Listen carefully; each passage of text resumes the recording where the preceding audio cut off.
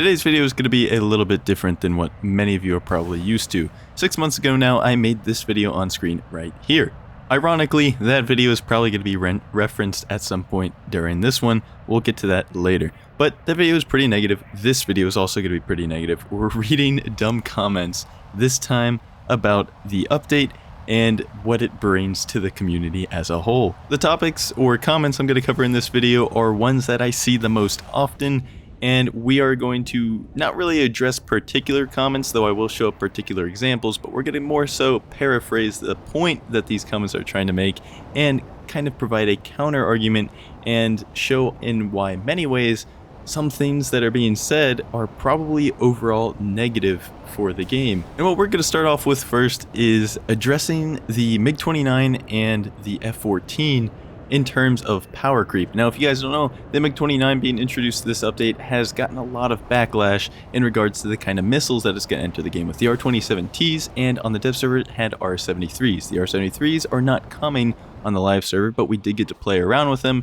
We all thought that they were coming, and they were pretty goddamn busted, same as the R-27Ts. And so what you have is people calling Gaijin out for this and giving feedback on the dev server and talking about how some of these missiles are just way too strong to make it to the live server. You've probably seen Defin's video on the R-73, he made the funny Yoshi's Island meme video. I myself have been more outspoken about the R-27T because this missile is going to be absolutely game breaking for top tier, but you can't talk about these things without the Russian mains just getting really upset about it and talking about the fact that the F-14 has been in the game for how long now and that it's been stomping everything at top tier, yada yada yada. I am constantly reading comments about how this is karma for the F-14, that nobody seemed to cared when the F-14 was added, but now that the MiG-29 is added, it's a big deal. So let's take these concerns one at a time, with the first being, people have been even calling me out in my own comments section, asking where I was when the F-14 was being added to the game, and the fact that I didn't complain about that. And to that I just have to tell you, go look at my channel. I have made 3 whole videos on the F-14 when it was first coming into the game, and voicing my concerns with the aircraft and the fact that it was blatant power creep and that it was way too strong and that I really did not want it to be added to the game in the way that it was. And that being said, I want to just completely assure you guys that I have absolutely no personal bias toward any of the vehicles in War Thunder.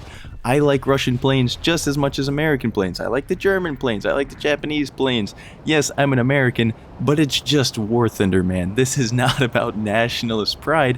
What I want more than anything is to have a fair and balanced game, because as somebody that plays all of the vehicles, I don't want to be getting stomped by one particular nation or one particular vehicle every single time I get into any given battle rating. And so again, I just want the record to show that more than anything, I just care about game balance. I don't care about real life. I don't care about any particular country over the other. I just want the game to be fair for no matter what country you're playing in.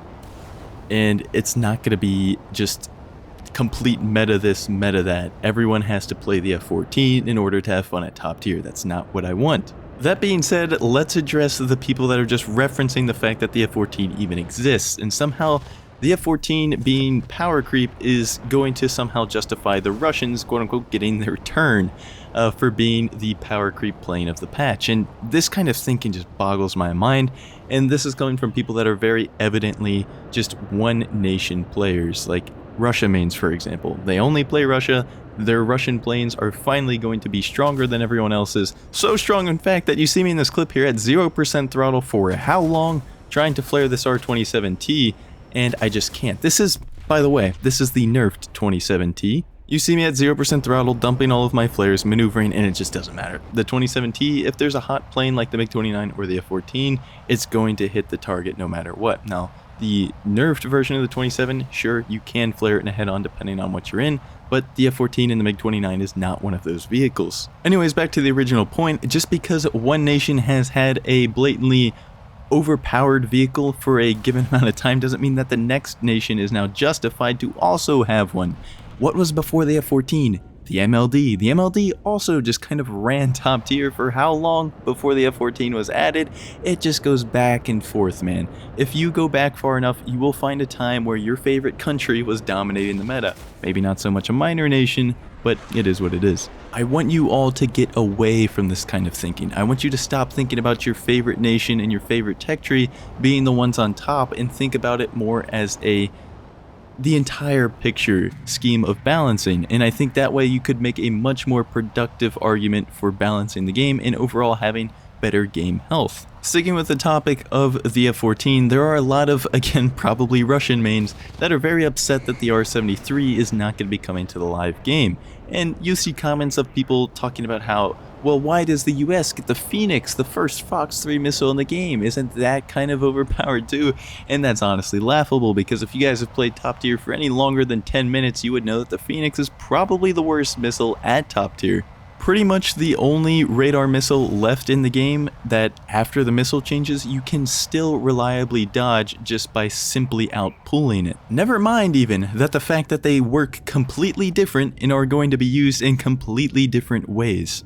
The R-73 is absolutely unflareable in many cases in the current state that it is in. Thankfully it's not going to be added, but the unflareableness of the R-73 in combination with the fact that it's 40G, in combination with the fact that it's on a helmet-mounted display, it was going to be a big pain in the ass. You still have two R-27Ts on the MiG-29 that, in my opinion, are going to be a much greater issue to top tier than the R-73 is going to be, and the R-27s aren't going anywhere. In fact, let's address another point with the F-14. A lot of people are saying that the US is still going to be completely fine because the F-14 and the F-16 in combination together is going to be a very lethal combo, and I see why on paper somebody would come to that conclusion. However, in practice, the F-14 is, remember, the hottest jet in the game. It cannot flare missiles that easily, the current missiles that easily. Now take the R-27T, in which I just showed you a clip of it being completely unflareable head-on, even at 0% throttle. And if you don't think that's going to happen to every single F-14 on the team, then you are just dreaming, my brother. In fact, if I'm playing US, I want as many F-16s as possible. I do not care if I'm not going to have extreme BVR capabilities and have a bunch of radar missiles being slung from my team, because in the end of the day, it's going to be a net negative to have all of those F-14s, because the MiG-29s are simply going to point and click on them and completely grief them of their match, send them back to the hangar with absolutely zero counterplay. The AIM-7F is completely notchable. The AIM-7F you can honestly avoid by just flying low to the ground, if not 90 degrees, if not 90 degrees while chaffing. There are plenty of ways to not die to the AIM-7F. The R-27T as an F-14? None. You'd better hope that you can just turn around and run away from it in time. And then of course, they're still salty about the R-73 being removed because the US is going to have 9Ls.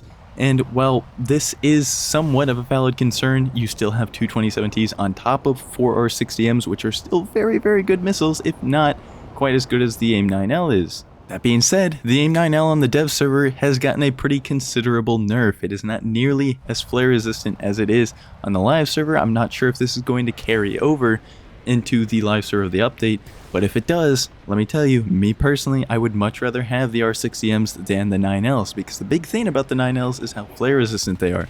If you take that away, the R60M outclasses the 9L in everything except for range. So this pretty much sums up my thinking as a response to the kind of comments I've been reading in regards to this new patch. I've been reading these comments in not only my videos, but some of them I've gathered from other videos as well. I've kind of just been all over the place seeing what the community has to say. And for the most part, I think we are all pretty much in agreement the fact that the R27T and the R73 are going to be just too strong in the way that they are to be added into the next update. Luckily, the R73 is not going to be, but even with the 4 R60Ms, even with two 27Ts, it's just going to be too much, man. And I'm not looking forward to absolute clubfest that will be the MiG-29. That being said, I think this video proves that there is an unfortunate amount of people that are a little bit too blinded by their favorite nation, their bias towards their favorite planes, where they're just able to set aside game balance and live and bask in the satisfaction of their favorite stuff being undoubtedly the best in the game. With the addition of people's favorite modern day aircraft being added to the game, not only are you going to see a lot of bias, but you're also going to see a lot of this. And you really, guys, you really have to watch out for this kind of person. Let me read you this comment. Coming from a person who plays the F-16 on DCS, you should keep your speed between 500 kilometers an hour and 750 kilometers an hour.